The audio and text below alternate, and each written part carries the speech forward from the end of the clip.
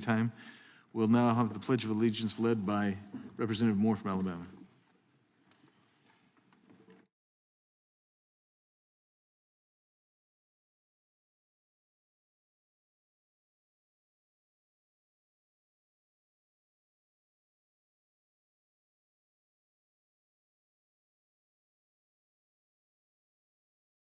Thank you, Mr. Moore. We welcome everyone to today's hearing on organized retail crime and threats to public safety. Without objection, the gentleman from California, Mr. Swah, will be permitted to participate in today's hearing. And I will now recognize myself for an opening statement. I'm pleased to be here at the subcommittee hearing. I'm grateful to all the witnesses for being here. The topic before us today is a hearing titled "The Rise in Organized Retail Crime and the Threat to Public Safety." Organized retail crime is a growing threat to our retailers and their employees, our law enforcement, and our communities. The fact that we are having this hearing in some ways is very disappointing. We used to be a country that adhered to the rule of law. We used to be a country of sharing a sense of trust and respect for our fellow Americans, and that trust and respect in many respects seems to be gone. And so too is the rule of law. And when the rule of law is gone, it threatens our very freedom. 3 years ago, during the Summer of Love, our country burned and our stores were looted. Consequences seemed to have been few. Organized retail crime has become a growing problem over these past 3 years because criminals see the opportunity for profit and know they can get away with it. Lululemon, I'm not even sure how you say that. Lululemon. Yeah, Lululemon, yeah. You nailed it. And I actually think I had a relative who worked for Lululemon. But anyway, nonetheless, Lululemon CEO Calvin McDonald stood by the retailer's recent decision to fire 2 employees who tried to intervene during a theft at one of its stores. California is in the process of passing laws prohibiting retail employers from training employees to actually intervene in shoplifting and active shooters. That's their SB 553. We are coddling criminals and fanning the flames of this problem, and it's open season on our stores, and criminal syndicates are taking advantage. The National Retail Federation found that 8 in 10 retailers said the violence and aggression associated with organized retail crime incidents increased in the past year. Organized retail crime can happen in as little time as just 2 minutes. A CVS executive recently testified that organized retail crime events are reported in a CVS pharmacy store every 3 minutes. In just 2 minutes, the average professional thief targeting CVS steals $2,000 worth of goods. 2 minutes, $2,000 worth of goods. These are not cases of simple shoplifting. The Biden administration and rogue Democrat prosecutors have eroded law and order in this country, creating an environment where retail workers are terrified to go to work. The rise in organized retail crime is causing businesses to close and endangers the public. Walmart, for example, is losing $3 billion per year in U.S. revenue due to theft and is considering closing stores and increasing prices due to the severity of theft across the country. Who pays the price? Well, consumers do. Consumers are paying to cover the losses by retailers.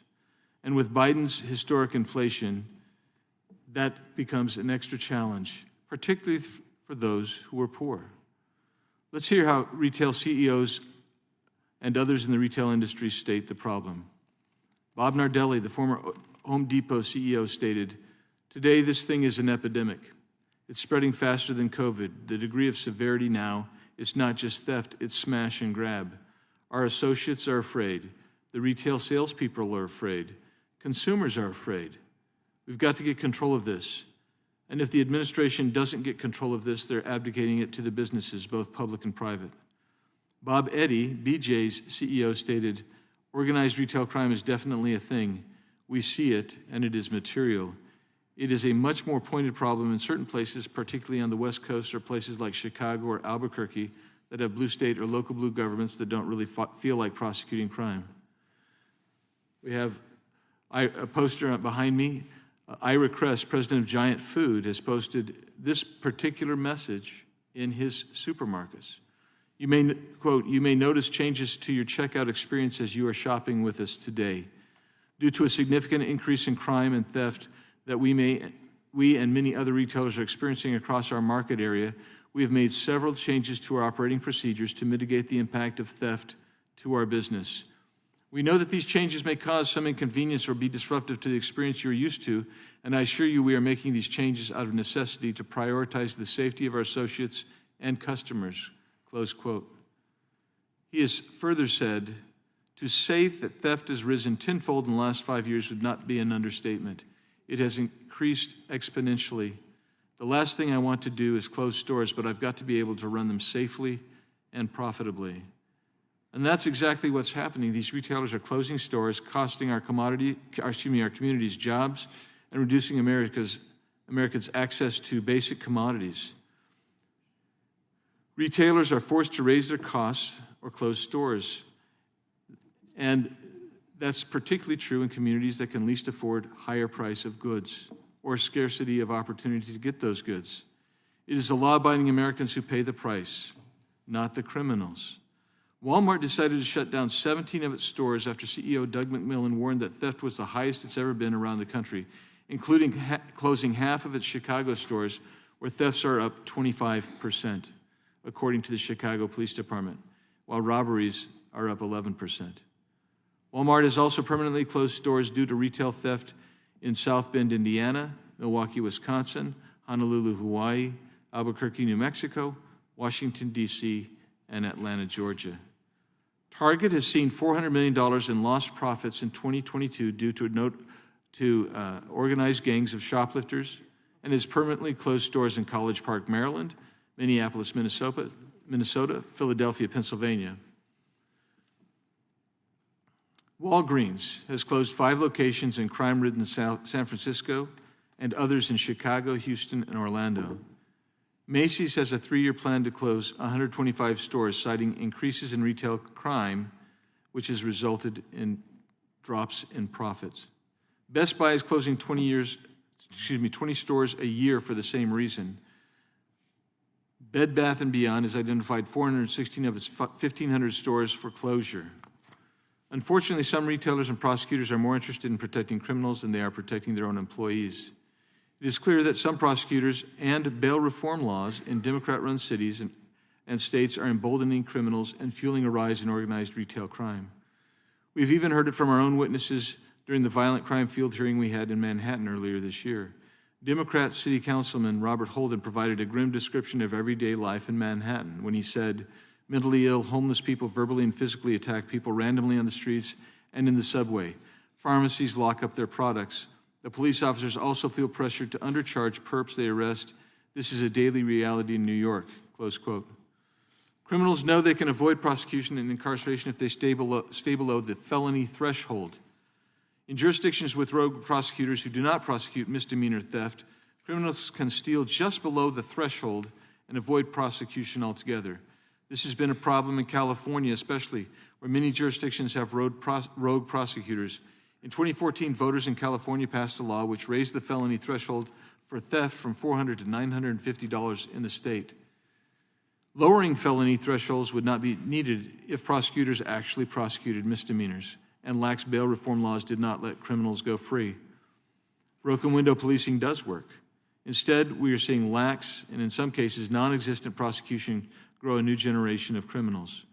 The rise in organized retail crime in California comes as the California legislature is advancing a bill that would prevent retail staff from even stopping thieves from stealing inside stores. The legislation has passed the state Senate and is pending in the state assembly. The California Retailers Association panned the legislation as an invitation for criminals to come in and steal. Not weeks after the tragic death of Blake Mose did the California State Senate pass this disgraceful legislation. Employees cannot intervene in crimes, and criminals can steal up to $900 in goods with impunity. So why would you open a store in California? Well, you wouldn't. That's why so many retailers have left these Democrat-run cities. Thankfully, some states are actually stepping up to the plate to combat these violent criminal enterprises. The state of Kansas signed into law Senate Bill 174. Among other provisions, the law authorizes the Kansas Attorney General's office to be the primary prosecutor in the state for crimes, such as ORC, that occur in 2 or more counties. More than 30 states have actually passed anti-ORC laws. And while I assert that this is largely a state and local issue, it is important for us to understand that these ORC cartels are crossing state lines. Federal laws that can be used in prosecution of these include 18 U.S.C. 2314, interstate transport of stolen property, 18 U.S.C. 96 RICO, and 18 U.S.C. 1956. I'm glad we have states that understand the growing threat of organized retail crime in their communities, and we're willing to hold these criminals accountable, It's time we fight back against organized retail crime. It has to be stopped. Criminals must be penalized, and prosecutors need to be held responsible for failing to protect their communities from this violent crime. We must restore law and order to our communities and make America safe again. And I'm going to submit 2 letters for the record. One from the National Retail Federation, dated June 13th, 2023, talking about the rise in organized retail crime. And then also CHEP, which is a CHEP USA, in response to our notice of this hearing, and they'll be admitted without objection. So ordered. And our ranking member is not here. We'll save time for her to speak when she gets in. And I don't see either the ranker or the chair of the full committee, so we'll go. I'm just going to go ahead and introduce the guest and then give you 5. Or do you want to do 5? I'm going to recognize the gentleman from California, Mr. Swalwell. Mr. Swalwell. Thank you, Chairman, and thank you for inviting Ms. Moss of Newark, California, who lost her son, Blake, 8 weeks ago today. Ms. Moss will tell Blake's story momentarily, but I just want to express to Ms. Moss on behalf of the 14th Congressional District and my family our deepest sympathies for the loss of Blake, such an extraordinary young man who was to be engaged, or who was to be married this summer, who we lost at 26 years old, an Eagle Scout, which we know is one of the most elite clubs anyone can be a part of, somebody who anyone who knew him, he lit up their world. And my promise to you is the representative of Pleasanton, California, where his murder took place, is to be an advocate for justice, not only for Blake, and to make sure that justice is served in this case, but that we do address retail crime in this country. And I have worked with our FBI field office for many years about trying to lend more federal resources to local law enforcement so that they can crack down on retail crime. I'll also say, personally, my father was not only a police officer, but when he retired, a loss prevention agent. And I know, what loss prevention agents like Blake encounter every day. And so, again, just on behalf of my office, thank you for coming here. I know it's not easy, but we look forward to hearing you tell Blake's story and make sure that justice is served. I yield back. Thank you, Mr. Swalwell. Thank you for being here with us today. And again, Ms. Moss, thank you. We appreciate it so much. So I'm going to begin now by introducing our witnesses, all who were gracious enough to come and testify for this committee in this important issue. The first we have is the Honorable Chris Kobach. Mr. Kobach is the Attorney General of Kansas and previously served as the Secretary of State of Kansas. He graduated from Harvard University, received his JD from Yale University, and received a PhD from the University of Oxford. He clerked on the 10th Circuit Court of Appeals, taught constitutional law at the University of Missouri Kansas City School of Law, and served in the Department of Justice during the George W. Bush administration. Thank you for being here, Mr. Kobach. Ms. Lori Moss is the mother of Blake Moss. Blake was shot and killed during an attempted shoplifting at a Home Depot just a few weeks ago. Her son was a loss prevention employee and was just 26 years old. The alleged murderer had prior convictions for theft and fled the scene with her boyfriend and toddler. She was arrested later by a police officer. And appreciate Mr. Swalwell's kind introduction of you as well. The Honorable John J. Flynn is currently serving his second term as the District Attorney of Erie County, New York. Prior to his election, he worked in private practice as a personal injury attorney and was a lecturer at SUNY Buffalo State. Mr. Flynn served in the Navy during the Gulf War and later in the Judge Advocate General Corps after receiving his law degree. He currently serves as the president of the National District Attorneys Association. Welcome and thank you for your service, Mr. Flynn. The Honorable John Milhiser. Mr. Milhiser is the former U.S. Attorney for the Central District of Illinois. He previously served as the state's attorney for Sangamon County. Did I say that right? Sangamon? That's right. County, Illinois. Since leaving the U.S. Attorney's Office, he has founded the American Center for Law and Public Safety with other former U.S. attorneys. The center is a bipartisan organization dedicated to safeguarding the rule of law, civil liberties, and the Constitution through education, research, recruitment, and advocacy. We thank you, Mr. Milhiser, for being here. We'll now begin by asking you to please stand, and I will swear you in. If you'd each please stand and raise your right hand. Do each of you swear or affirm under penalty of perjury that the testimony you are about to give is true and correct to the best of your knowledge, information, and belief, so help you God? Let the record reflect that each of the witnesses has answered in the affirmative. Please be seated. Thank you. And please know that we have received your written records. They will, your written statements, they're all going to be made part of the record in their entirety. Therefore, we ask that you summarize your testimony in 5 minutes.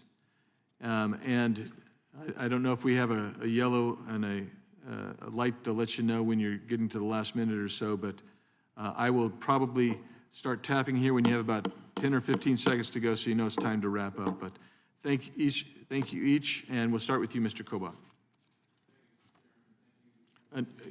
Is your mic on? The green light is on. Oh, there we go. There we go. Thank you, Mr. Chairman, and thank you, members of the committee, for addressing this important topic. The amount of retail crime in Kansas is surprisingly high. We are among the top 10 states hit in terms of dollars stolen in organized retail crime. But we're not in the top 10 in violent crimes or gun crimes or many other categories of crimes. And the reason most law enforcement give for that is the I-70 corridor. Kansas and Missouri are both in the top 10. The other states in the top 10s are ones you'd expect, like California, Texas, Florida, some of the very large, more populous states.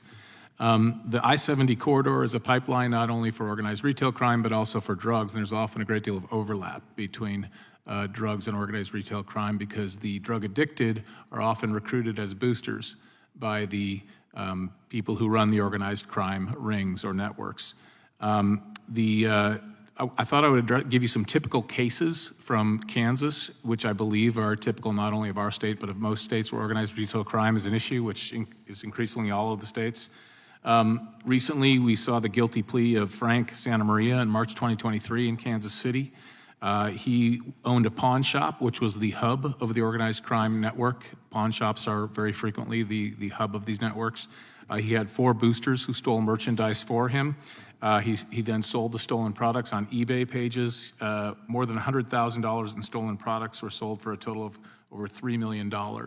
Just to give you a glimpse of what his network looked like, they stole from Home Depot, Lowe's, Walmart, Target, Walgreens, and CVS. The stolen products included ink cartridges, Spy Point cameras, Nikon rangefinders, electric fence systems, Rogaine products, Nicorette products, over-the-counter supplements, and Crest white strips. Because the crimes were sold in both Kansas and Missouri, creating an interstate nexus, and because the amount stolen was over $250,000, which is usually the threshold these days for federal prosecutors were interested, and the case was brought in federal court. Another case in the Kansas City area, Dennis Russell pled guilty in a similar scheme. Again, a pawn shop was the hub of the organized retail crime network. 14,000 stolen items for a total of over $740,000 and sold on eBay. The types of stolen items were a little bit different. Robot vacuum cleaners, television streaming devices, and yes, textbooks. Similar network, a group of 4 to 8 boosters centered on a pawn shop.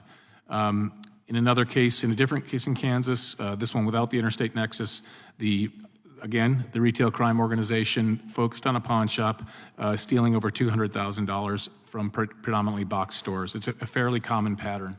So to summarize some of the commonalities, you typically see box stores being hit 2 to 3 times per week. The fence at the center is usually, in Kansas, is usually a pawn shop, but oftentimes it's just a warehouse that's used to move the goods. Almost all of the products are sold online. Factors in the legal system that are exacerbating this problem. Number one, Many of the cases do not get prosecuted. A huge number do not get prosecuted due to the lack of prosecutorial capacity at the county level. Many DAs simply have too large a stack of crimes. Non-person crimes like this get moved to the bottom of the stack and consequently don't get prosecuted. Compounding this is a lack of prosecutorial capacity, which one of the other witnesses may be able to address at the federal level. And in our area, they have a $250,000 threshold. If you can't show that 250 grand has been stolen in your network of stores, then you're probably not going to get your case prosecuted. Investigative capacity is also limited. Police departments only have a limited number of detectives, and if you've got multiple stores getting hit multiple times each day, they don't have the capacity to investigate all of them. On top of that, there's a third problem in the courts. Many courts are setting bail too low for the criminals, much lower than they did in the past. And on top of that, bail bondsmen today are willing to accept a much lower percentage of the bail amount than they were, say, 20 or 30 years ago. As a combination of those two things, it's highly likely that the booster will be back out on the street before the end of the day.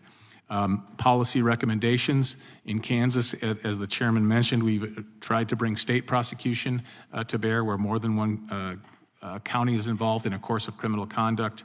I think the federal legislation before this committee is a very good step. I would also encourage, to the extent it's possible, U.S. attorney prosecutors to lower that threshold from $250,000.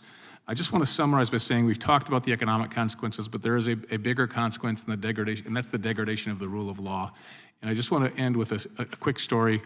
I went into a Walgreens recently and talked to a clerk, and her store is hit 2-3 times a day. And I asked her what she does, and she said, well, she finally decided to start following the boosters through the store, heckling them and harassing them against store policy. And I asked her why she did that, and she said because she can't stand what's happening to the reputation of her store and her neighborhood. She's fighting to preserve our culture where the rule of law is intact. Thank you, Mr. Coban.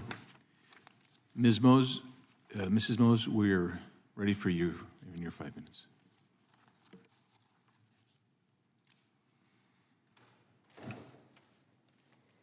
Good afternoon. Thank you for the time. Thank you for taking the time to hear my story. My son is Lori Mose, and my son's name is Blake Mose. He was born on January 14, 1997, and was murdered on April 18, 2023, at the young age of 26. In my son's short 26 years, he was a chef, an Eagle Scout, a church youth leader, a Newark Police Department cadet, but most of all, he was a friend, a nephew, a cousin, a grandson, a brother, and my son. Blake lived a life of community service, dedicated to fighting for the underdog, and a love for his family. He lived life to the fullest every day, laughing often and giving the best hugs imaginable. In early 2022, Blake became an asset protection associate for Home Depot. He worked to gain additional experience before applying to the Newark Police Department. When I spoke with Blake on our every Wednesday calls, he would tell me about his training at Home Depot. He would explain that he was trained to locate shoplifters within the store, document their actions, track shoplifters through the store, follow them outside and apprehend them. Then he would bring the shoplifters back into the store to complete a theft report, take photos, and then turn them over to law enforcement if required. When I asked my son about the risk of his new job at Home Depot and if he was provided any personal protective equipment, he quickly would tell me no. I would ask if he'd been issued any bulletproof vests, pepper spray, or safety gear, and he would again tell me no. During many of my calls, we would talk about the level of theft he experienced within Home Depot. He would tell me of the theft rings he would help gather evidence for local police departments and how excited he was to work with the officers.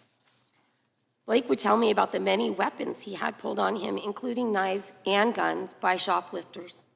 When I asked about how he could manage to be safe, my son would tell me he could simply hide behind a post to avoid being shot or hurt.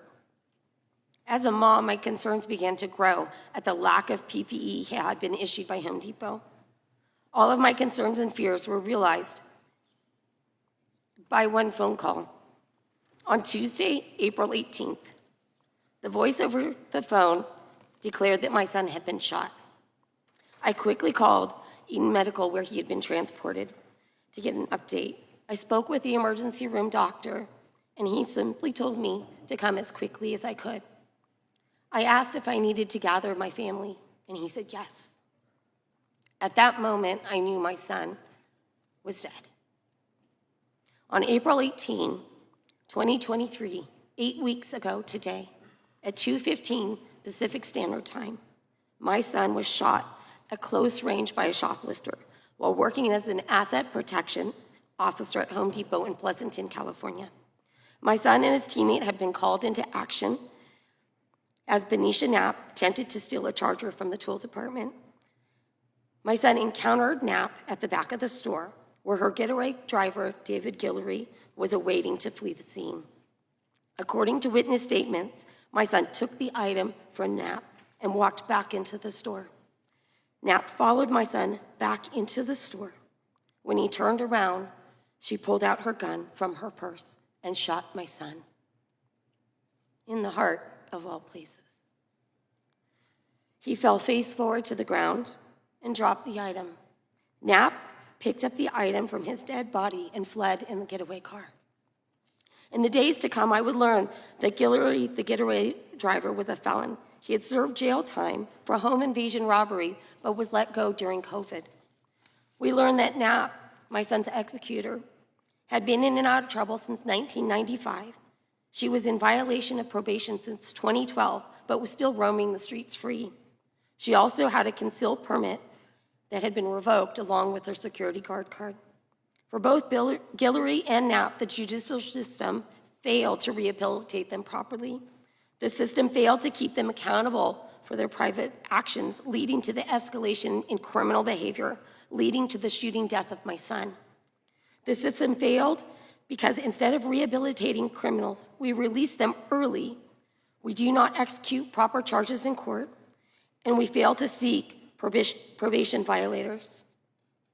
The system failed my son. He was asked to do a job with a small wage and a high risk, leading to his death. Home Depot failed to provide proper protective equipment to secure his safety and carry out his required duties. OSHA failed to make safety a priority for asset protection officers and mandate bulletproof vests. The system failed Blake's future self. He will never be married. He will never have a child. He will never grow old. We will never have another family photo. We will never hear his laughter or feel his hugs. I will never get to say I love you and I'm proud of you, and I'll never hear it back. What we do have is 26 wonderful years of memories that were cut too short. The failing of so many could have prevented his death. Our hope is that our story helps this committee understand the importance and the urgency for change. Thank you for your time and listening to our story. Thank you very much. Thank you for sharing that very poignant story. Thank you. Chair recognizes Mr. Flynn. Thank you, sir. Good afternoon, Chairman Biggs, members of the subcommittee. As was alluded to, my name is John Flynn, and I'm the elected district attorney of Erie County, New York. That is the home of Buffalo, New York. I am also the president of the National District Attorneys Association, better known, it's also known as NDAA. NDA recognizes the vital role that prosecutors play in the safety of local communities, including addressing the serious challenge of retail theft and organized retail crime. I appreciate the opportunity to testify today. Let me begin with a couple of statistics to give you the scope of the problem. According to a report by the Retail Industry Leaders Association on the impact of all forms of retail theft, almost $70 billion worth of products was stolen from U.S. retailers in 2019. Connected to that is the cost of federal and state governments in lost personal and business tax revenues, estimated at about $15 billion. These statistics are comprised of large and small, urban and rural communities. Organized retail crime and retail theft are equal opportunity destroyers of communities and must be addressed to ensure healthy and vibrant communities. We have to differentiate, though, between the two and break down the types of defendants as seen by law enforcement and prosecutors. In my county, of almost 1 million people, we see mainly three categories. First are the organized crime syndicates, the Russian crime syndicates, the mafia, the Mexican cartels, and other highly sophisticated gangs and other transnational rings. The second group I would characterize as loosely affiliated group affiliations, individuals, groups of 4 to 5 individuals that get together and steal merchandise. The third category I would call just the random individuals, those who commit theft for personal use. This category often involves a single individual who is suffering from a substance abuse disorder, mental illness, is homeless, or has economic challenges. Overall, we are seeing the vast majority of activity in my community, and when I talk to most local prosecutors, in the second and third categories of defendants. However, it's important to note that the first group of defendants very much exist. Both retail theft and organized retail crime have a negative impact on communities. Unfortunately, it sometimes involves violence as well as damage to storefronts and other property. That's on top of the economic loss, which then adds to the burden faced by consumers. I think we can all agree that this has to change. The approach must be targeted and must be tailored as opposed to a one-size-fits-all strategy. We must address the issue holistically. For those individuals who steal for their own personal use, they may need services like alcohol, drug, or mental health treatment. For more sophisticated operations, particularly involving repeat offenders, a more law and order approach is needed, such as incarceration. Each category of defendant, and even each individual within the categories, must be treated differently depending on the circumstances and facts of each case. It is also important to understand who is generally handling these cases and these categories as defendants. The first category of organized criminal groups is handled primarily by the federal government through agencies like the Homeland Security Investigations and U.S. Attorney's offices acting through the Department of Justice. This is particularly important when criminals cross state lines or even international borders. The second and third category defendants are local in nature, and I believe should be handled by local law enforcement and my district attorney prosecutory agencies.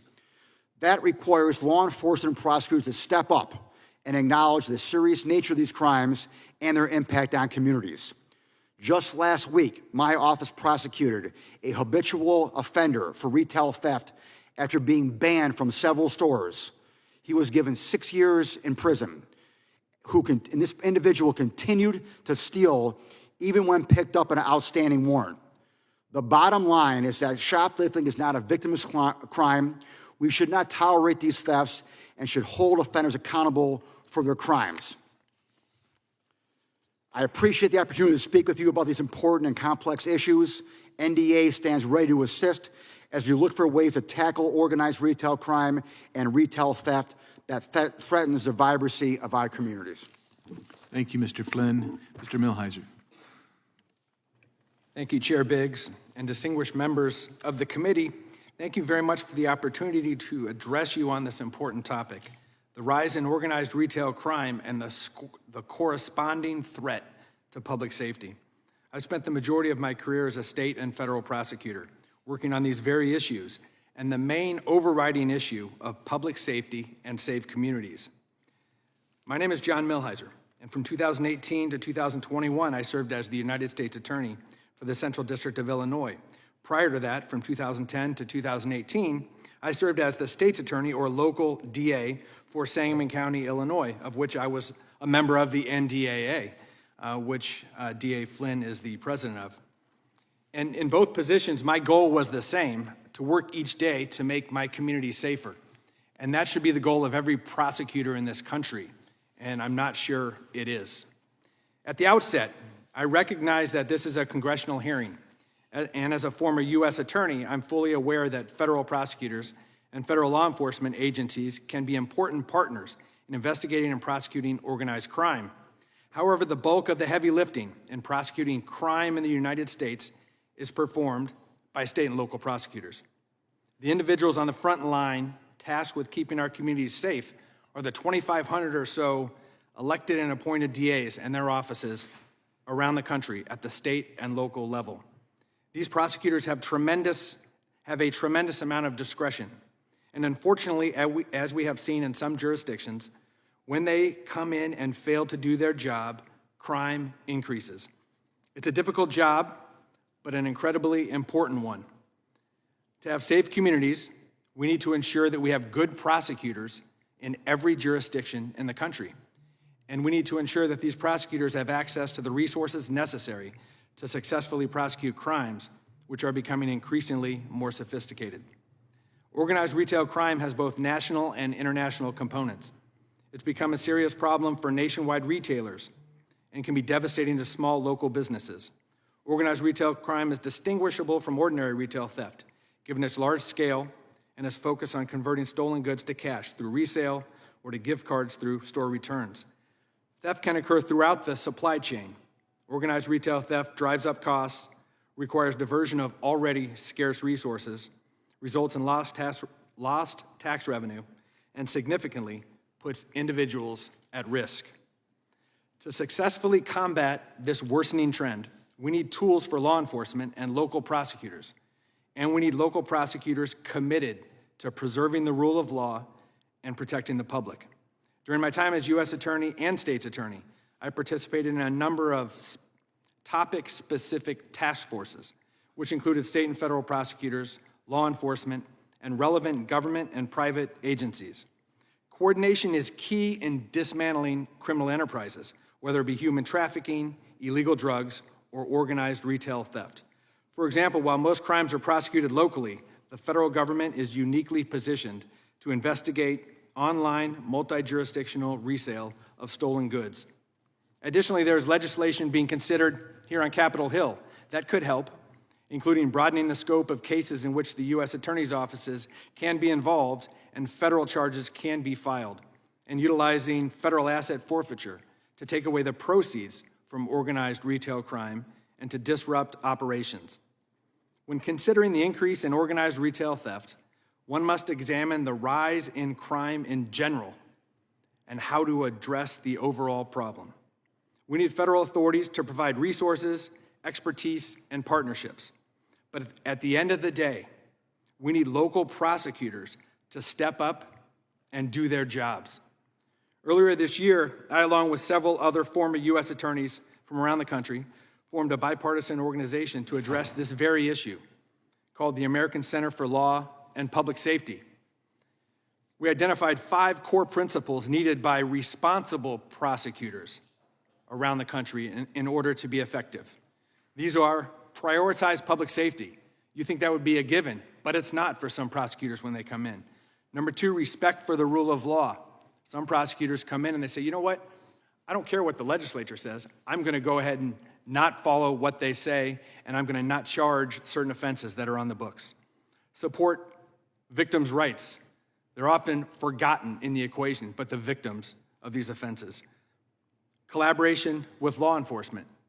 They are a part of the answer, not the problem. And support post-sentence reentry, which good prosecutors, responsible prosecutors know that, because these folks that are locked up, 99% of them are going to get out. If they go right back to that same environment that they were in, we're silly to think they're going to change their behavior. So we need to put them in the best position to not reoffend. Being a modern-day prosecutor is a difficult job, dealing with limited resources, but it's a vitally important job. And a prosecutor's most important duty is to protect the public. Working together, we can achieve the goal of safe communities and allow individuals and businesses to prosper. Thank you for this opportunity and for raising awareness on this issue. I look forward to answering your questions. Thank you, Chair. Thank you, Mr. Milheiser. Chair recognizes the gentleman from Wisconsin for his 5 minutes. Thank you, Mr. Chairman.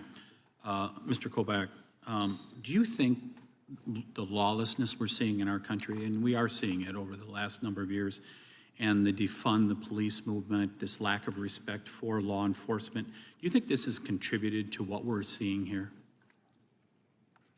I do, sir, and there's, at the end of my comments, I briefly noted on this there's a cultural element here too. It's a lack of respect for the rule of law, and it gets to a point in certain areas where people feel like shoplifting is accepted or at least tolerated, or nothing's being done about it.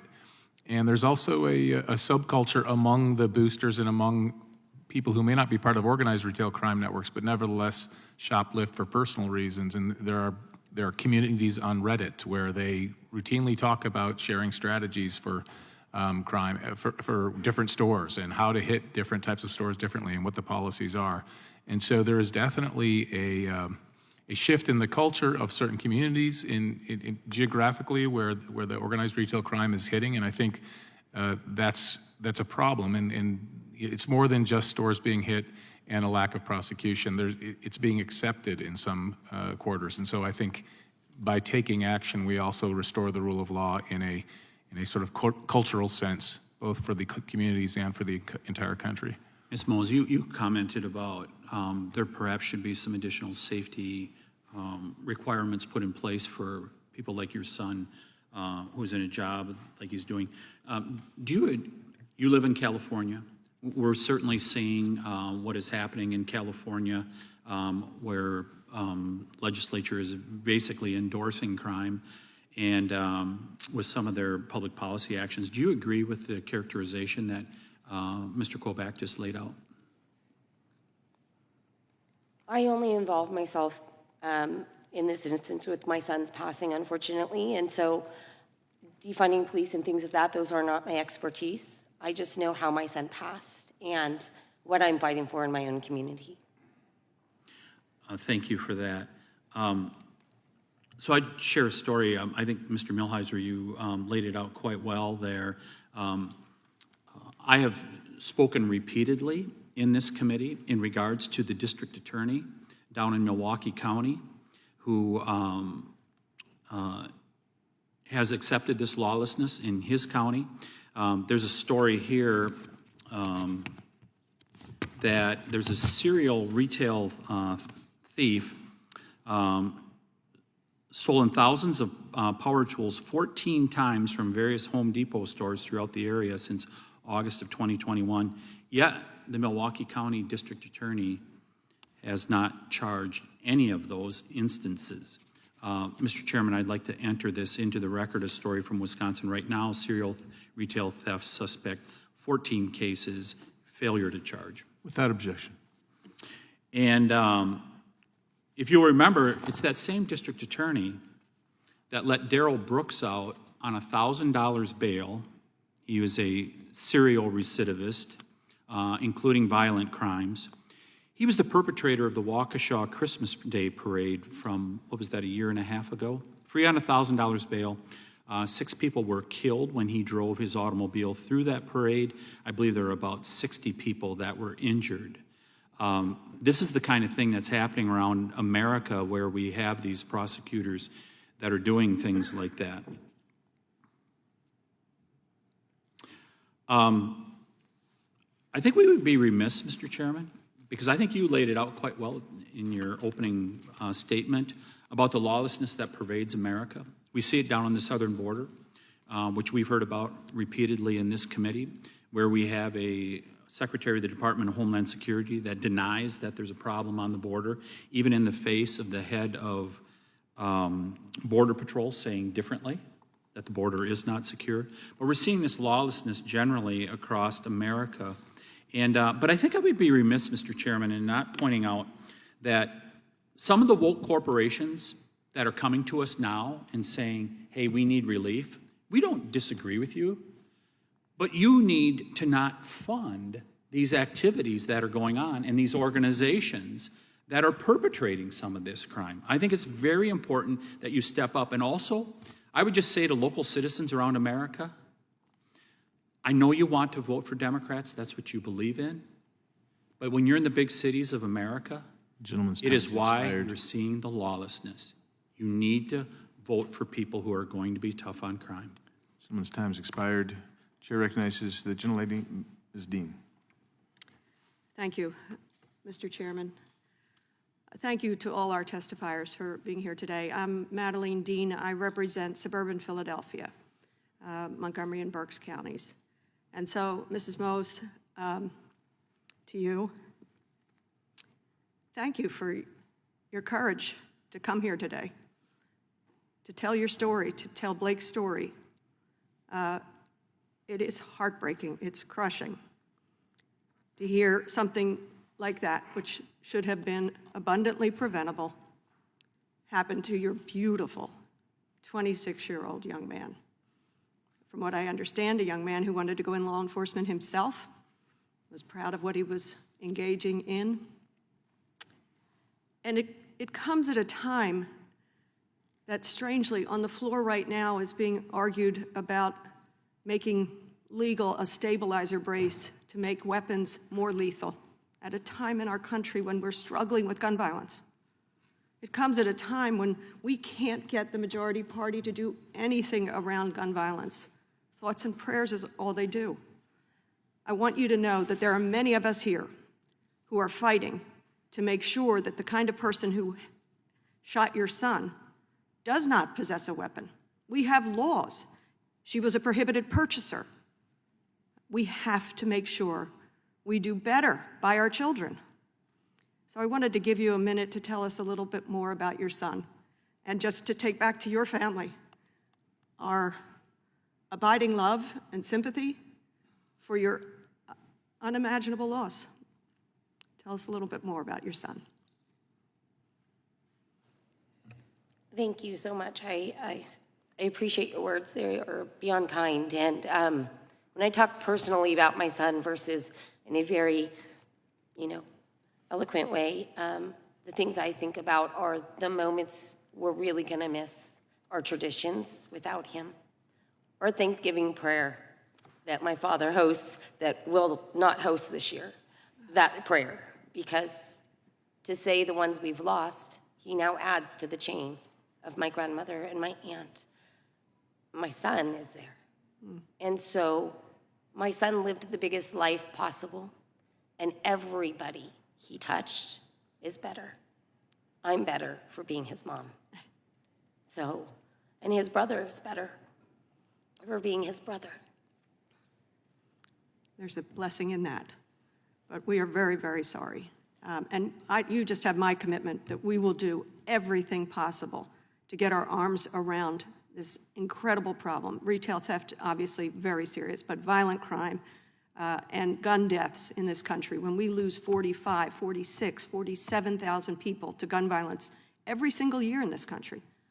And we have a party that we tried to have a hearing last week, and no one on the other side of the aisle would give us a hearing room so that victims like you, survivors like you, could speak. We had to go over to the Senate side. So, very interested in retail crime, not very interested in saving lives. I will yield.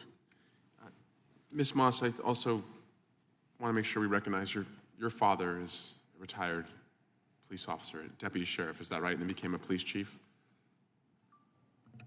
Yes, my father, Roy Froome, is seated behind me, and he is my strength today. He is a retired sheriff, and he also went to the FBI Academy here in DC, and has lived a wonderful life and was a wonderful grandfather.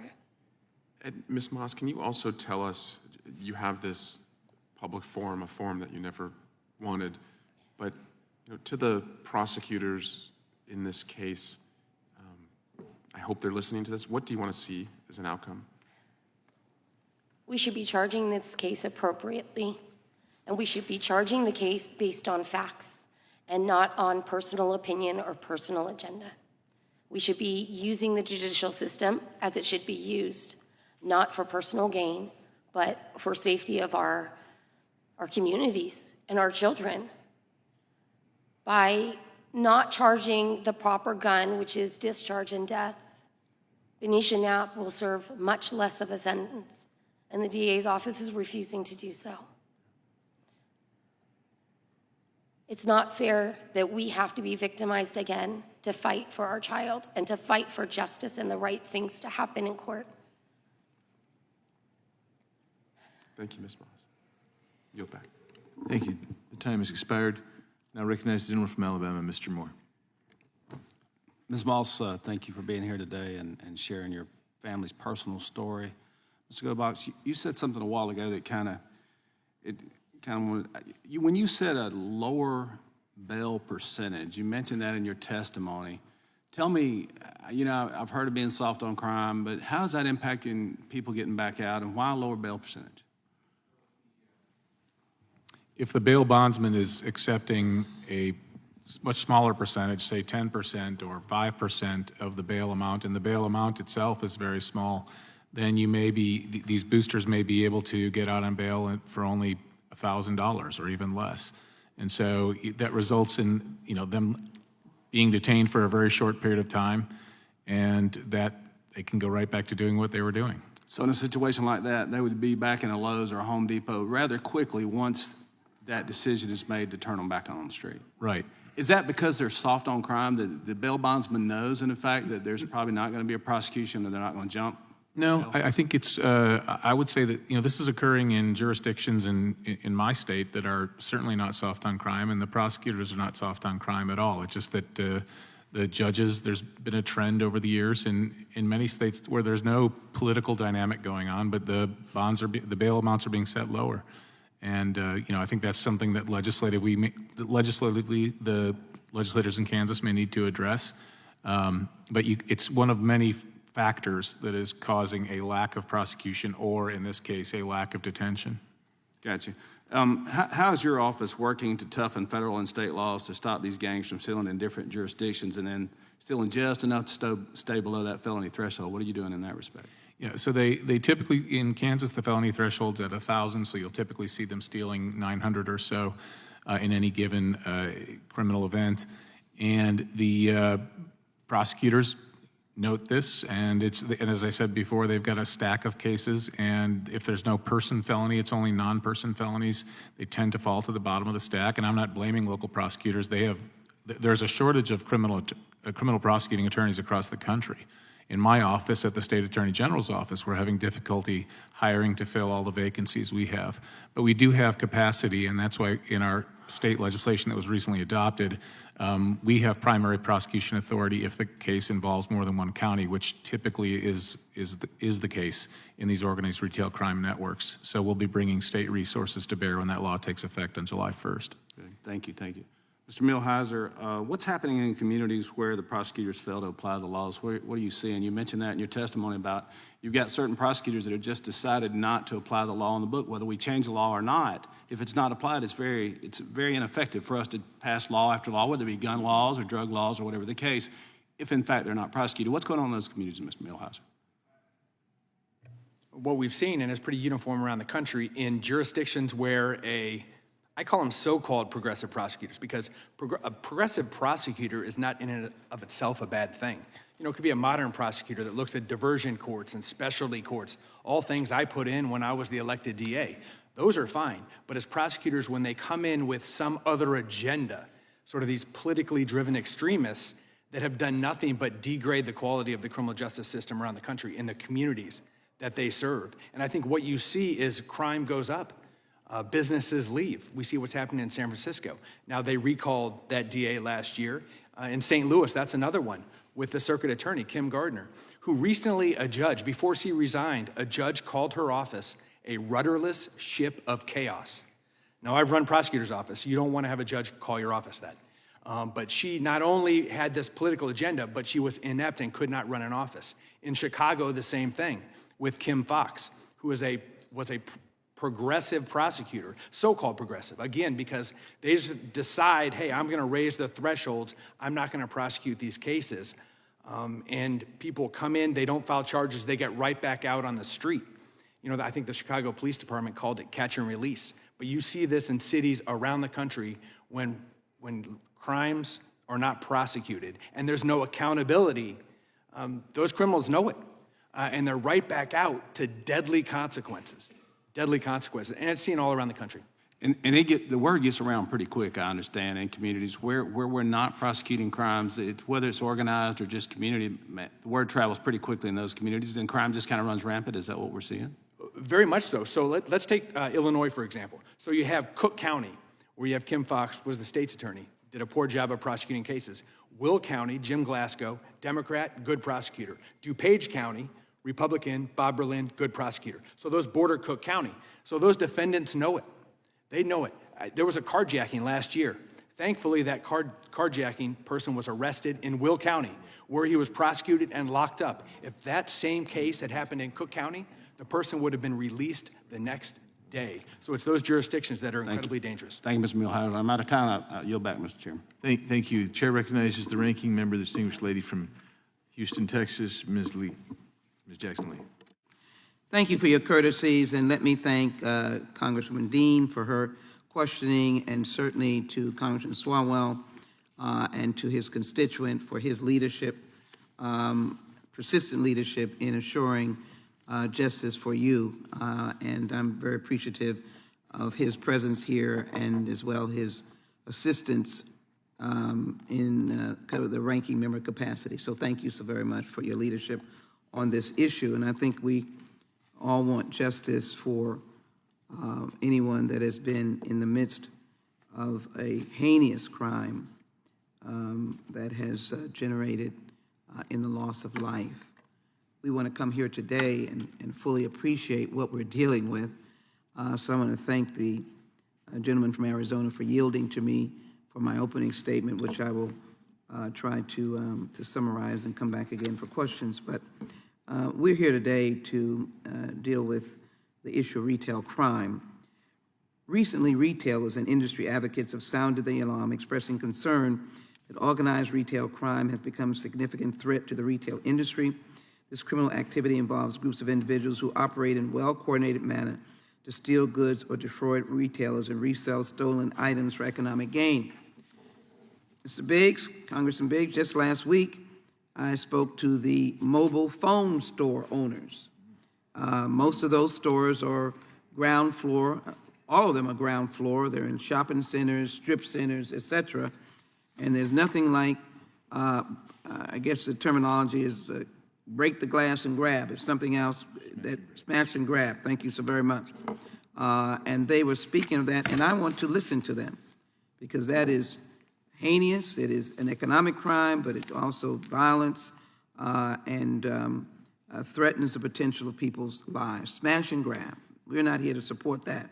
It is a multi-billion-dollar enterprise, and I want them to know that I'm listening to those constituents in Houston who have businesses that are subject to that kind of crime. That evolves and adapts to the latest technological trends within the retail industry and among consumers and inevitably results in higher prices at the cash register.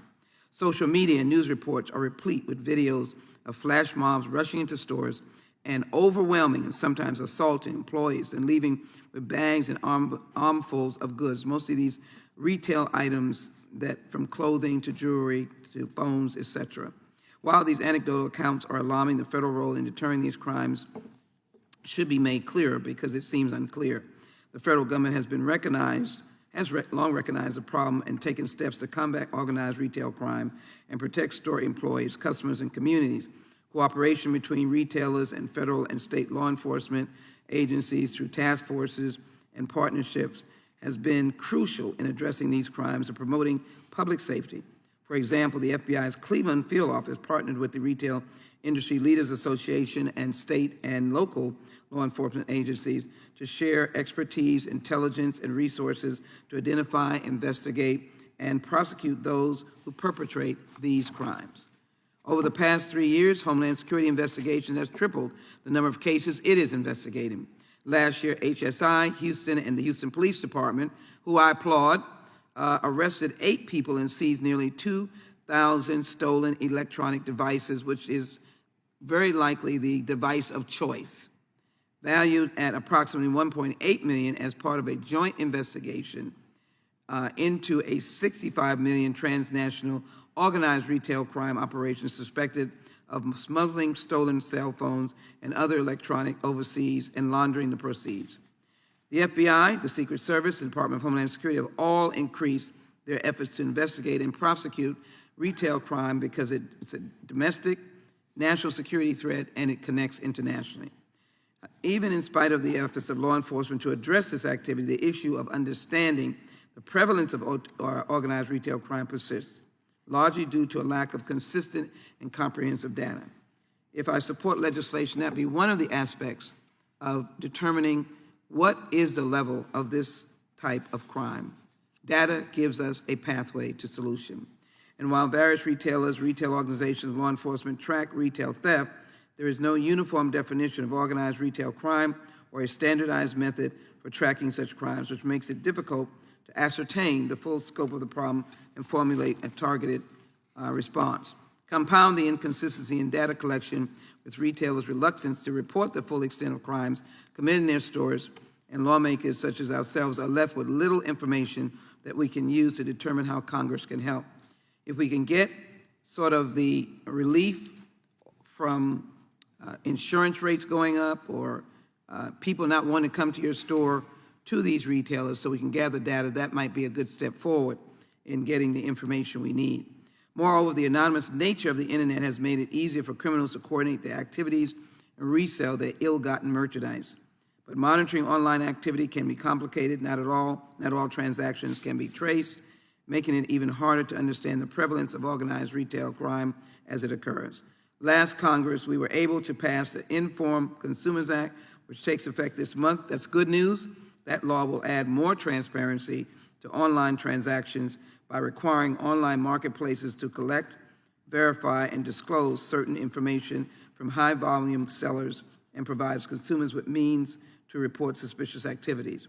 Despite there being no representative from the retailers present today, I hope our witnesses have been able to, because you've already been testifying, to help us determine whether there's more that the federal government can do to combat organized retail crime, and certainly to prevent the hardship of this mother who has experienced a terrible crisis and devastating act in her life.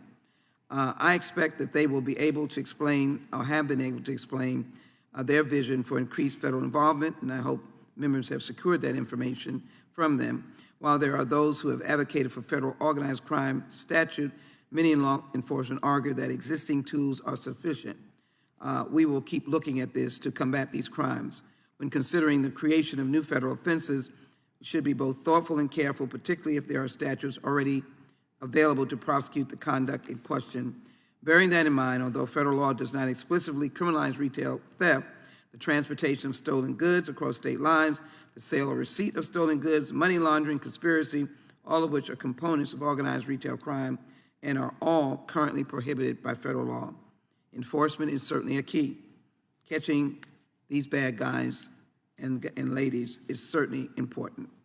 Hopefully today's hearing has been able to determine and will continue to what the impediments to investigating and prosecuting organized retail crime are due more to a lack of resources than a need for additional prosecutorial tools. And so I look forward to listening to the witnesses' answers so that we can be as effective as possible. And yes, when it comes to the dastardly act of someone losing their life, that they'd never have that happen to a mother or family again. We know there is petty shoplifting, but we know that there is this thing called violent crime that hurts everyone. With that, Mr. Chairman, I yield back. Thank you. With that, Chair recognizes the gentleman from California, Mr. Kiley. Thank you, Mr. Chair, and thank you for organizing this hearing. We need to make crime illegal again. And I'm encouraged by the comments of the ranking member, which made reference to these flash mobs and the smash and grabs, which shows there's a bipartisan interest in doing just that. I'm from California, the state where this decriminalization agenda is perhaps in its most advanced stage. And to see the perils of it, you need look no further than what's going on in San Francisco as we speak. Just yesterday, Mr. Chair, Westfield Mall, the famous Westfield Mall in downtown San Francisco, announced it's surrendering the property to its lender, citing the difficult operating conditions downtown. Almost every day, we're learning of new businesses that are closing in San Francisco. In just the last few weeks, that includes T-Mobile, Old Navy, Nordstrom, Whole Foods, Anthropology, and many more. The population is dramatically declining in the city as well. In fact, it's declining faster than any major U.S. City in United States history, faster even than Detroit when it went bankrupt. If you walk around parts of San Francisco, the conditions are truly horrifying. It's utter lawlessness. The subway system, public transportation is on the verge of collapse because of many reasons, one of which is people simply don't feel safe riding. And indeed, the governor of California, Gavin Newsom, has even said he is sending the National Guard into San Francisco to restore order. Now, that seems to be a stunt because we haven't seen much action yet, but even he recognizes the situation and how dire it is. And CNN just did an hour-long special titled, "What Happened to San Francisco?" And so to answer that question, what happened, I think we can look at a few things. Number one is the laws that have been passed. Number two is the approach to law enforcement. And number three is the role of prosecutors. On the first count, when it comes to the laws, the chair mentioned Prop 47, which is one of many laws that have been passed in California that have in very ill-calculated ways lowered criminal penalties. This initiative passed in 2014, and yes, it was approved by California voters, but they were misled as to what they were voting for. This initiative was titled by its supporters the, quote, Safe Neighborhood and Schools Act. And it lowered the threshold for a felony to over $950. And so you see people who just again and again and again go and steal below that threshold, and there's no consequence, and the retailers don't even report what's happening. And now, as the chair mentioned, there's even legislation to stop the stores from trying to stop this from happening. And to the point that one of the witnesses, Mr. Milser, made, which is that these policies are not truly progressive in any meaningful sense of the word. One of the other things that Prop 47 did is that it took away penalties for drug possession, which basically eviscerated the drug court system in California because prosecutors no longer had leverage to encourage offenders to go into drug treatment. And so that's the perverse irony, is that laws like Prop 47 have both eroded public safety and compromised the capacity of our criminal justice system to rehabilitate offenders. There have been many other laws along these lines. Prop 57 passed. That used another trick, which is to classify offenses as non-violent, even though they're often quite violent, and then they tell people that's what they're voting for when obviously it's something much different. You've had this governor and his predecessor have released tens of thousands of people early under the banner of executive authority. You had what was known as realignment, where prison populations were shifted into county jails, which aren't built to deal with those sorts of offenders, and the list goes on and on and on. And then at the same time, you had jurisdictions like San Francisco that chose to defund police departments. Now, a lot of that has been reversed now because they realized what a disaster it was, but the damage has been done in a lot of ways, and you still have police departments throughout California that are having a very, very difficult time with recruitment and continue to be understaffed because of this anti-law enforcement message that came from some of our state's leading politicians. And then finally, you had in places like San Francisco and Los Angeles these so-called, I'll adopt that terminology, progressive prosecutors, the really political prosecutors who came in with an agenda and refused to even enforce the laws that were there. But here's the big takeaway from all of this, which is that this decriminalization agenda is massively unpopular in California. The district attorney of San Francisco was overwhelmingly recalled from office. By the way, the Trump-Pence ticket got 12% in San Francisco. This isn't some conservative bastion. You've had dozens of city councils have issued votes of no confidence against George Gascon in Los Angeles. And California voters overwhelmingly say crime is a major problem, and at this point they favor repealing Prop 47 by 2-1. So I thank the chair for this opportunity to issue this warning to other jurisdictions not to follow the California example and to marshal whatever federal support we can to make up for the reckless policies of our state's politicians. Thank you, and I yield back. Gentleman yields. Chair recognizes again the ranking member from Texas, Ms. Jackson Lee. for her 5 minutes of questions.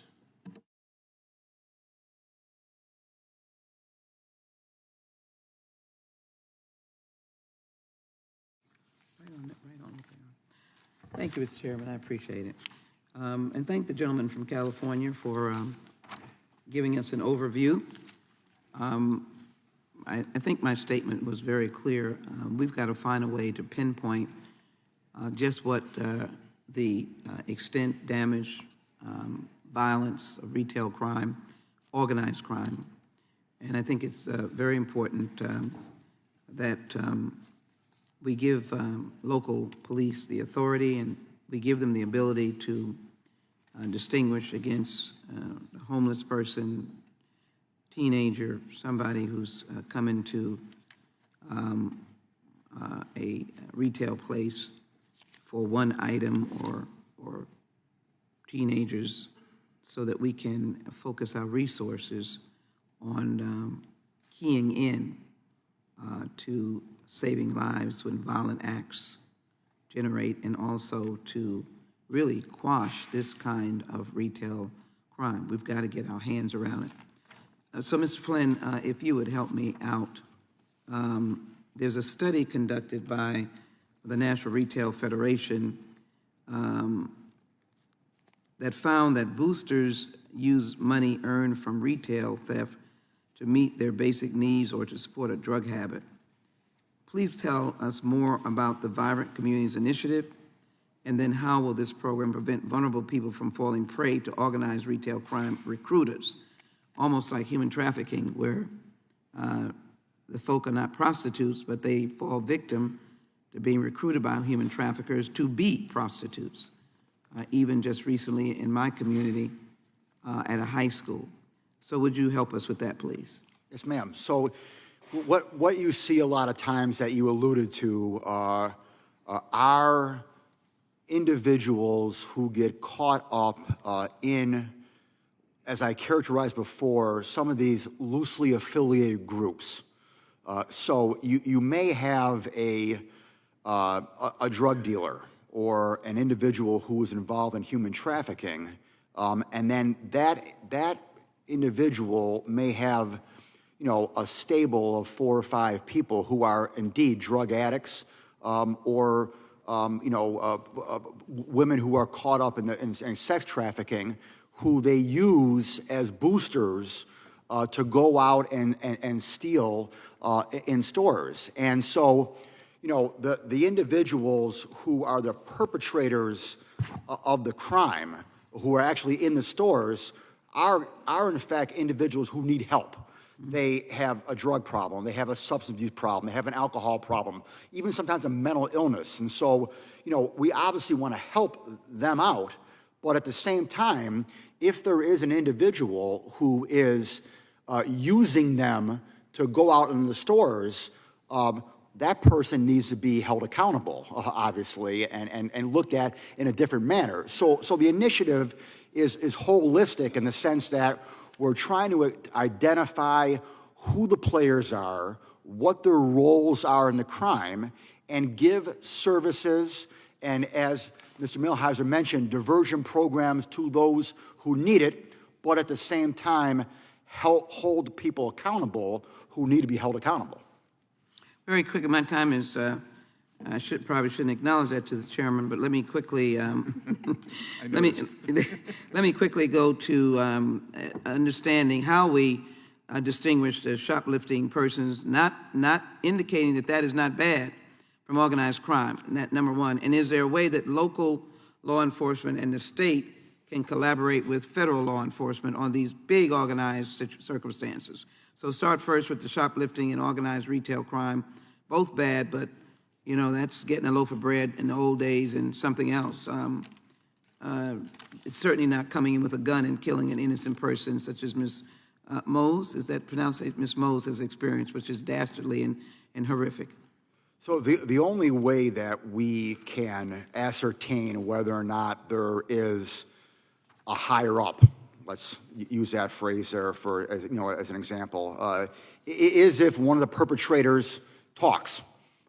If a defense lawyer comes to me and says, hey, my client got picked up for, stealing $100 worth of stuff, and, they want to cooperate now and talk about who the higher ups are, then we find out. And then we can also find out through other investigative tools, but unless we get some type of intelligence or cooperation from, the boosters, it's difficult to work our way up the food chain. But are you able to tell between shoplifting and Young lady's organized? time's expired.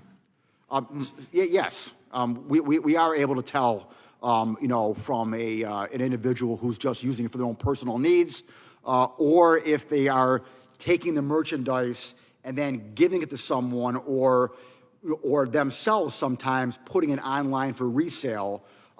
We can't tell a lot of times. All right, Mr. Chairman, I do yield, but I will have some articles to submit and maybe one more question. I yield back, Mr. Chairman. Mr. Fry from South Carolina. Thank you, Mr. Chairman, for having this hearing today. To our witnesses, thank you, Ms. Mose. I'm always struck when we have people who are victims in crime, just in general, who come to this committee, who testify. It's incredibly brave of you to be here. We appreciate it. And thank you for sharing your son's story with us.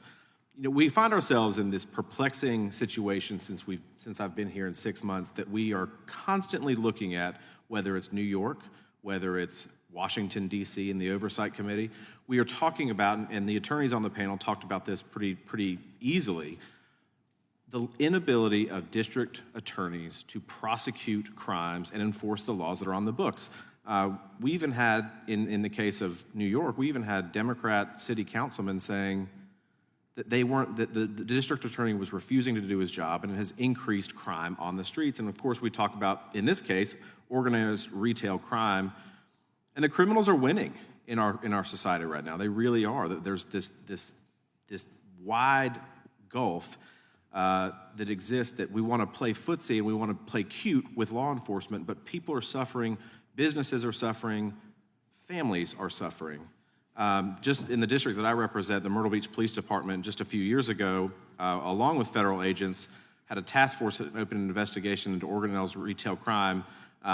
An estimated $24,000 worth of new in-the-box merchandise, headphones, Roombas, power tools, 9 rifles, 7 shotguns, an ATV, another ATV, a John Deere lawnmower, Easy Go golf cart, 7 trailers. This is just a drop in the bucket, and this is just in Myrtle Beach, South Carolina. We see this time and time again, and that's the problem, is that I think you guys hit on it very easily, which is these things happen, and criminals think that they have a carte blanche invitation to continue doing these things because there are no repercussions for the actions that they do. Attorney General, I want to turn to you real quick. Last year, Congress passed the Informed Consumers Act, requiring online marketers to verify the identities of the majority of their sellers. We know that stolen goods appear in these marketplaces in large quantity. We hear from retailers constantly. The Inform Act goes into effect at the end of this month. How would this law help your office be more effective in prosecuting ORC cases? I think the act will help. The majority of goods these days are being sold by the fences online on these various marketplaces online. So requiring a higher level of certainty and knowing your supplier, I guess would be the right way to put it, is certainly going to help. And indeed, most of the criminal lead, well, I won't say most, many of the criminal leads that prosecutors do get are in the actual selling of the good online and using a number of methods to determine that this is likely the same good that was stolen from a Home Depot a month before or whatever. So the more we can learn about the transactions and those who are selling the goods online, the more tools we will have in the toolbox to bring these prosecutions, which need to be brought. If we prosecute more cases, it's not rocket science. The problem will diminish if we increase the amount of prosecution. And in your office, do you coordinate right now with retailers on implementation of this to better understand how this new tool will build opportunities to prosecute these cases? We coordinate with retailers a great deal already, and we have not discussed this new tool yet, but I'm sure that we will be. The retailers are actually a very good source of information, And like Mrs. Mo's son, many of them have individuals whose sole job is to keep track of and try to deter and diminish the in-store thefts. So the retailers are an invaluable source in prosecuting. Thank you. And just briefly, part of this, I look at this issue, part of this is maybe like Lululemon fired their employees for going after somebody who was stealing, right? So there's some corporate issues that are related to this. Part of this is the inability of district attorneys to do their job, quite frankly, and prosecute cases. But the task that we have, at least in Congress, is there, would it be helpful to have a federal partner prosecute these cases across interstate lines? And I'll leave that Attorney General or to the other lawyers on the panel. Yeah, I mentioned something about that point. I think we have to bring the maximum number of prosecutors to bear, period. And that means reducing the threshold. Right now, there seems to be, at least in the middle part of the country, a $250,000 threshold before the prosecutors will be, in the U.S. Attorney's offices, will be interested. It would be better if they would be interested in interstate cases at a lower level. In my state, we're bringing state prosecutors to bear, so the burden doesn't just fall on county attorneys and district attorneys. And I think, resources to hire attorneys at all levels are important. We need more prosecution to occur. Thank you, Mr. Chairman. I'm out of time. I yield back. Thank you. The ranking member has some documents she wants to admit to the record. Thank you, Mr. Chairman. I ask unanimous consent to submit into the record, number one, a statement from Trevor Wagner, Chief Economist and Director of Research for the Computer and Communications Industry. Ask unanimous consent. Without objection. And number two, a September 23, 2021 article from The Atlantic entitled "The Great Shoplifting Freakout. Why Is It So Hard to Figure Out If America's Enormous Surge in Theft is Real." Ask unanimous consent. Without objection. And now I recognize the gentlelady from Florida, Ms. Lee. Thank you, Mr. Chairman. Florida is one of nearly 36 states that have passed organized retail crime statutes. And we've actually gone one step further by launching something called Force, which is the Florida Organized Retail Crime Exchange, a task force and database for police, prosecutors, and retailers to work together to organize, to identify organized retail theft rings. And it's been our experience that communication among stakeholders, the private sector, law enforcement, both public and private, is really a key part of identifying and combating these violent and costly crimes. And I would like to start with you, Mr. I want to get it right, is it Millhiser? All right. Mr. Millhiser, I know you too have a significant background as a former federal prosecutor, and you had mentioned this in your testimony, the same concept. Would you please elaborate on your experience and your observation on how those private partner collaborations with federal law enforcement agencies can be an important part of really combating this problem? Right. Well, there are examples that have been successful. If you look at human trafficking, drugs, OSADEF, when we attack kind of the gang problem and the cartels coming in from Mexico. So the best way to attack it is to have as many people at the table all kind of pulling their weight and doing their job. So we need the local prosecutors there to prosecute oftentimes the bulk of the cases, but then also the federal prosecutors there to get involved too. Federal law enforcement oftentimes can help with the kind of technical aspects of these cases. If they're crossing state lines, using computers, oftentimes out of the country. These are international operations. So you have the Secret Service and the FBI, and you have these other federal law enforcement agencies that can use their expertise, and everyone working together collaboratively is the best way to attack the problem. But the only way it works is if everyone does their job and every part of the person there. The feds have to say, yeah, we'll sit at the table and we'll actually file charges. I spent a long time, and I would guess Mr. Flynn has this problem sometimes too. So working with the feds on cases, sometimes they're like, hey, we're too busy, we don't want to file that. No, you're going to file that because it's going to help and what is best for the community.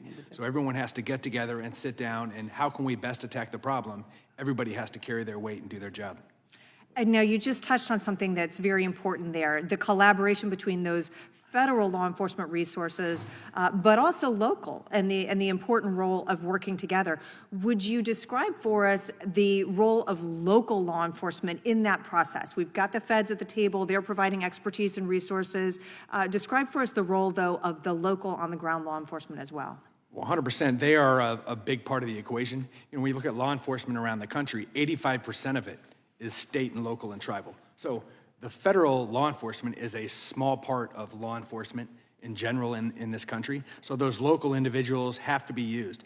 You know, for a long time, I was a state court prosecutor and worked with those local sheriffs, worked with the local police to help identify those criminals, help bring them to justice, help prosecute cases. So they play an integral part, and it cannot be, you know, law enforcement in their silos, whether it be FBI or DEA in their silo, sheriffs, police in their silo. They have to be talking, they have to be coordinating to best attack the problem.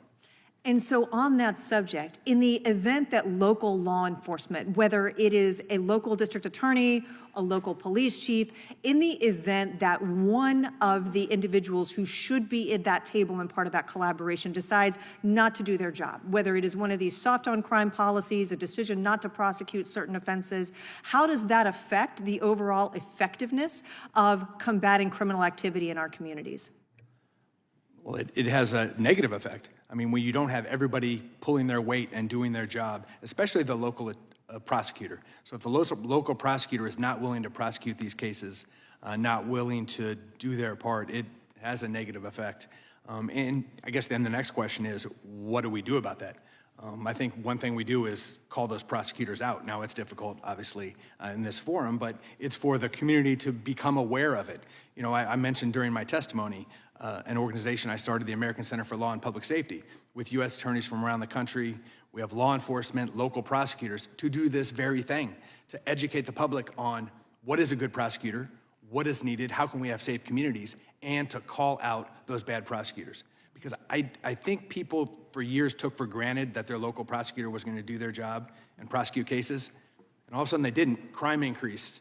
And they're like, oh my gosh, what happened? So we need to educate the public on what is a good prosecutor and assist those with resources. That's where the federal government can come into play. You know, there's often scarce resources for local prosecutors. They can assist in that way. All right. Thank you, sir. Mr. Chairman, I yield back. Thank you.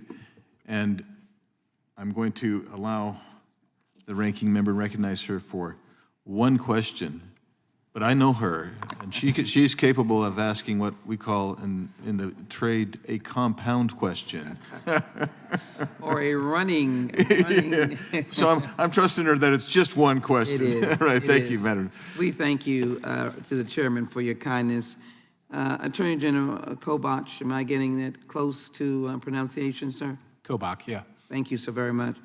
I've studied this issue because the chairman was kind enough to bring it to our attention.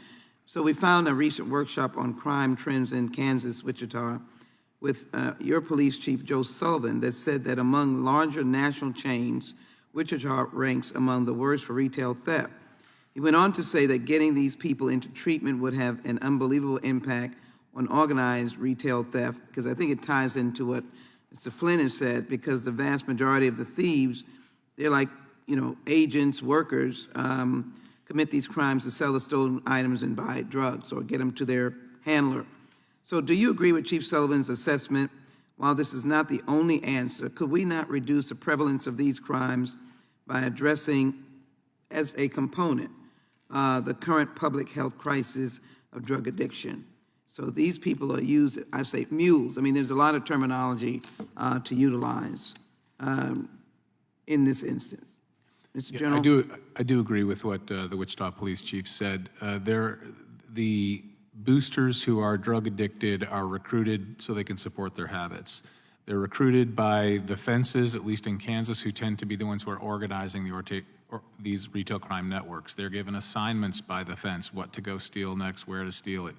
And they are used as mules, as you can also use that analogy, in these networks. So certainly, if there are fewer drug-addicted people recruitable, then that would reduce the total pool of recruits to be boosters. Although I don't think that alone would solve the problem, but it certainly would be a component of the problem. Well, we certainly want to get rid of the fences for sure.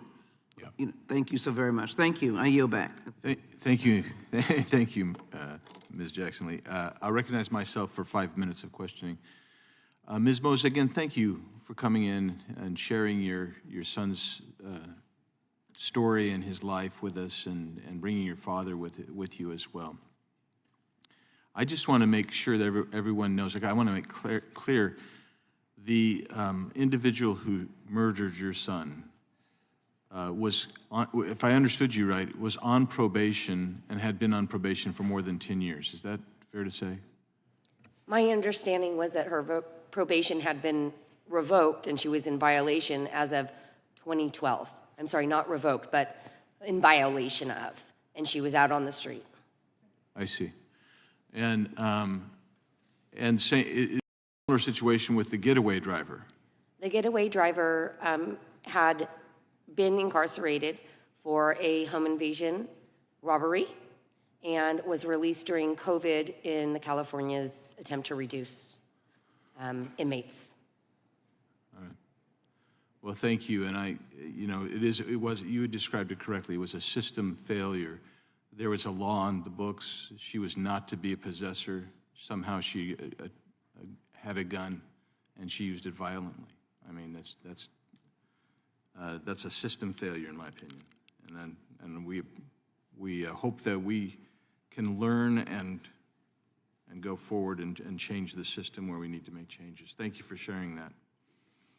I want to get to something that you testified to, Attorney General Kobach, and it's right on my experience with other things, and that is you talked about the threshold.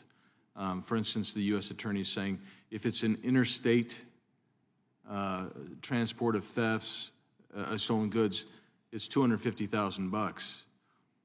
In Arizona, the U.S. Attorney has basically said they're not going to charge, for instance, mules carrying pot unless they're carrying several hundred pounds in the desert, and they actually still have it on their person when they're apprehended. How does the raising of those thresholds impede the actual enforcement of our law? It certainly does, and it's amazing. I think one of the things that has surprised me about all this is how savvy and how quickly informed the organized retail crime networks are. They learn very quickly where the thresholds are. Now, some of them are statutory thresholds as to where the felony level is, but they will learn what they can get away with. And in an interstate case, that's where the feds could come in and help.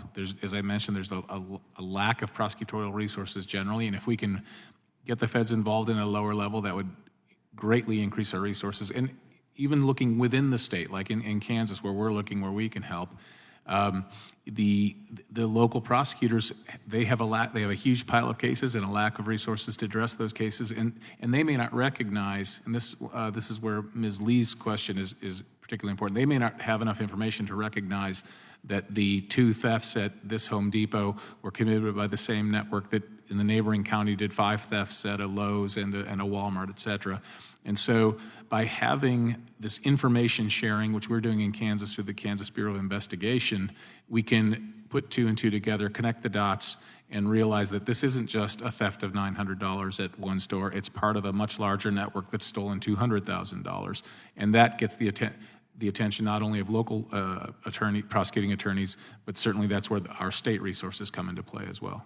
So I am intrigued by the notion that there are different levels. I agree with that, having been in the judicial branch, actually I prosecuted some shoplift cases. They were never, we rarely saw an organization, we saw small single one-offs. But now we see these organizations.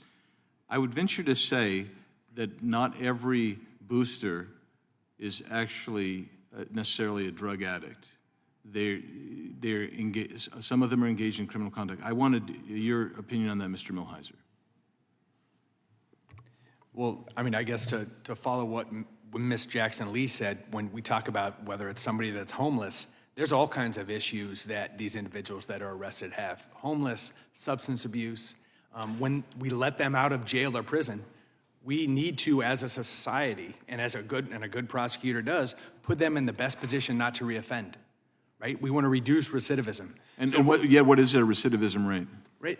Oh, it's incredibly high. I mean, I think we would all say that it's more than half. They get out and they reoffend, especially if they go back to that same environment they were in. I mean, they're going to reoffend. So what do we have to do? We have to look and say employment, housing, substance abuse, mental health treatment. Those 4 things. look at that and what can we do? And that's where we talk about collaboration. It's not just law enforcement. It is other government services. It's not-for-profits. It's all those individuals in a community that can help when these individuals get out to keep them crime-free. Well, thank you. I again thank the witnesses. My time has expired. I appreciate every member of the committee being here and participating. And again, this is a real serious issue that needs, in my opinion, continued elevation of notoriety so people will respond, particularly at the state and local levels. And the federal level, we have the things we should be doing, but we certainly want to encourage our state and local levels whose resources are stretched thin to actually enforce the law and really help out here. But thanks again for being here. With that, we are adjourned.